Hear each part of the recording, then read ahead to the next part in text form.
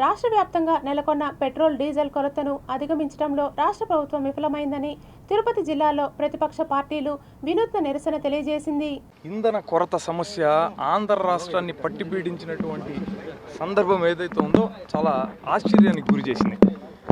చంద్రబాబు నాయుడు గారు నాకు 40 ఏళ్ల అనుభవం ఉంది, నాకు చాలా తెలివితేటలు ఉన్నాయి, సంక్షోభాన్ని నేను ఎప్పుడు కూడా సంక్షేమంగా మార్చి మంచి చేస్తూ ఉంటానని చెప్పి ఆయన ఈరోజు ప్రపంచంలో ఏర్పడినటువంటి ఇంధన సంక్షోభాన్ని ఆయనకు ఆయన పార్టీ కార్యకర్తలకు అనుకూలంగా మార్చుకునే ప్రయత్నం చేసి ప్రభుత్వమే ఈ బంకులతో లాలూచిపడి ఈ కృత్రిమ కొరతను సృష్టించిందన్నటువంటి అభిప్రాయం ప్రజల్లో స్పష్టంగా వ్యక్తమవుతుంది.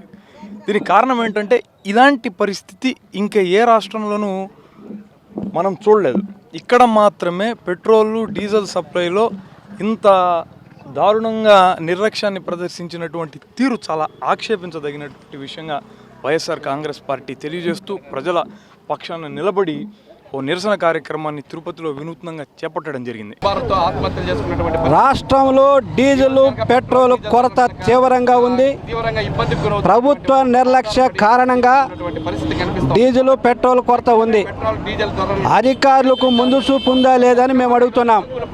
ముఖ్యమంత్రి గారు ఆయన 2049 విజన్ ఉందని మాట్లాడతారు. ముఖ్యమంత్రి గారు ఈ పెట్రోల్ డీజిల్ కొరత ఉన్న కారణంగా ఈ కొరత సమస్య వస్తుందని ముఖ్యమంత్రి గారికి ఎందుకు విజన్ లేదని సిఐటిగా అడుగుతున్నాం.